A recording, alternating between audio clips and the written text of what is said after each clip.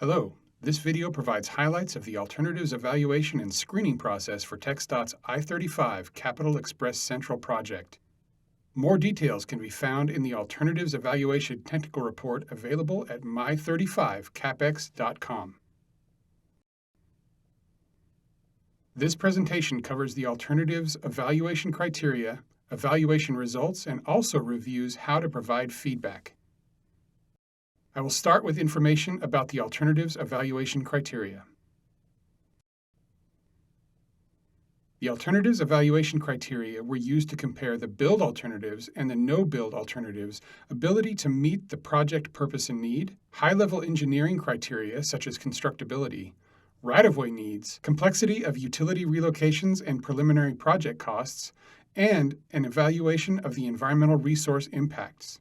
These criteria included as many quantifiable impacts as possible, such as acres of right-of-way required, travel times, number of potential displacements, number of historic resources affected, and acres of park impacts for each alternative. The results of this evaluation phase were used to identify reasonable alternatives that will go through detailed analysis in the draft environmental impact statement. The draft alternatives evaluation criteria were presented at a scoping meeting in March of 2021. Where agencies and the public were able to review the criteria and provide comments. The Alternatives Evaluation Technical Report, description of the alternatives, and materials for all the previous meetings can be found at I-35capex.com. Criteria within the purpose and need category included a look at each alternative's ability to enhance safety, address demand, and create a more dependable travel route.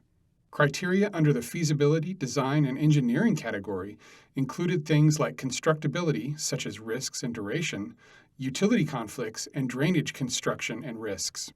The environmental resources criteria included potential impacts to minority and low-income communities, historic properties, air quality, and traffic noise. The deck caps local enhancements category looked at each alternative's ability to accommodate deck plazas or caps. And finally, the project costs category included an approximation of total project construction cost as well as operations and maintenance costs for each alternative. These alternative categories were applied to the no-build alternative as well as the 3 build alternatives put forward by TxDOT. In addition to the TxDOT proposed alternatives, 3 concepts developed by community groups were independently evaluated for feasibility by the Texas A&M Transportation Institute, including the Reconnect Austin, Downtown Austin Alliance and Urban Land Institute, and Rethink 35 Concepts. The independent study reviewed elements of the community concepts that are currently incorporated or could reasonably be incorporated into the TxDOT proposed build alternatives, as well as elements that are not incorporated, and whether the community concepts are feasible as standalone alternatives.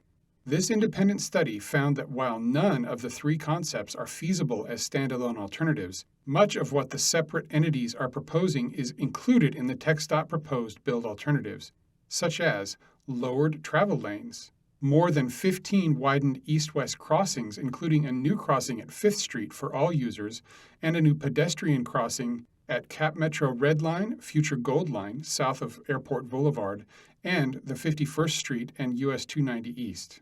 Bicycle and pedestrian enhancements, including 20-foot buffers and 10-foot shared use paths, low design speeds on frontage roads, and enhanced person carrying capacity along the corridor by providing a reliable route for transit in managed lanes. Enhancements from the community concepts that are being considered for further study include frontage road relocation concepts, which will be presented at an upcoming community involvement opportunity. More information on this independent study and all public involvement opportunities are available at mycapex.com. I will now discuss the alternatives evaluation results. During the alternatives evaluation, several criteria stood out as differentiators. Within the purpose and need criteria, alternatives 2 and 3 allow for faster emergency response times and fewer emergency egress requirements than alternative 1, largely because there are currently no tunneled sections proposed for alternatives 2 and 3. The 8.25-mile continuous tunnel proposed for alternative 1 would limit access to cross streets and provide fewer exit options, thus delaying emergency response times. Alternatives 2 and 3 both resulted in shorter emergency response times than Alternative 1 because Alternative 2 and 3 allow direct and continuous emergency access across the striped boundaries, separating main lanes from managed lanes and improving access to cross streets. Additionally, Alternatives 2 and 3 do not have additional requirements for emergency egress. Existing shoulders, ramps, collector-distributor roads, and frontage roads along the corridor would provide egress in case of an emergency, and there are currently no tunneled sections proposed for these alternatives. Among the feasibility, design, and engineering differentiating criteria, Alternatives 2 and 3 scored well above Alternative 1 for constructability risk, utility conflicts, and drainage infrastructure complexities. This is mainly because the continuous tunnel proposed by Alternative 1 requires multi-level and more complex construction phasing, as well as 1.5 additional years of construction time. During construction for Alternative 1, the northbound main lanes would be reduced to just 2 lanes for multiple years. The tunnels proposed for Alternative 1 also conflict with utilities and drainage infrastructure more than Alternatives 2 and 3 because they require more extensive gravity tunnel systems and stormwater pump stations than proposed lowered sections in Alternatives 2 and 3. Finally, under cost considerations, the alternatives differentiated under both construction and operations and maintenance costs. At an estimated $8 billion, Alternative 1 is approximately twice the construction cost of either Alternatives 2 and 3, which have similar estimated costs of just over $3.9 billion. Furthermore, at an estimated $14 million per year, Alternative 1 is almost 7 times the annual cost to operate and maintain than either Alternative 2 or 3. Based upon all the criteria reviewed, TxDOT has determined that community-enhanced Alternatives 2 and 3 will be evaluated further in the draft environmental impact statement. Alternative 1 will not be carried forward for further analysis in the DEIS.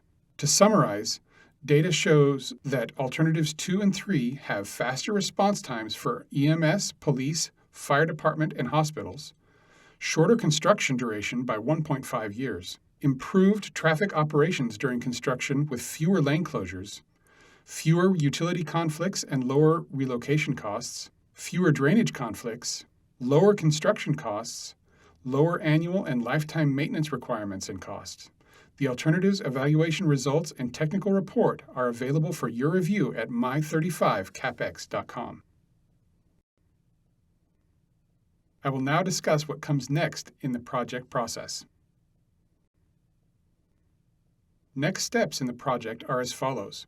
Alternatives 2 and 3 and the no-build alternative will be further analyzed, including refinement of the build alternatives, continued public involvement, and evaluation of the benefits and impacts to the human and natural environment that would result from implementation of each of these alternatives. Results of these studies will be shown and described in the draft environmental impact statement, including the identification of a preferred alternative, which will be made available for agency and public review and comment as part of the public hearing process anticipated in fall of 2022. Following the public hearing comment period, TxDOT will compile and respond to all public and agency comments and incorporate design revisions occurring as a result of the public hearing process in the final environmental impact statement. Ultimately, TxDOT will release the anticipated final environmental impact statement and record of decision, which will mark the end of the National Environmental Policy Act process. I will now review how to provide feedback. All feedback must be provided by Wednesday, September 8, 2021 to be included in the official meeting record. You may provide your comments by emailing capxcentral@txdot.gov, mailing your comment in any format to 7901 North I-35, Austin, Texas 78753, or by going to my35capex.com, accessing the virtual open house website and filling out an online comment form. You may also leave a verbal comment by voicemail at 512-651-2948. Thank you, and this concludes the presentation and video.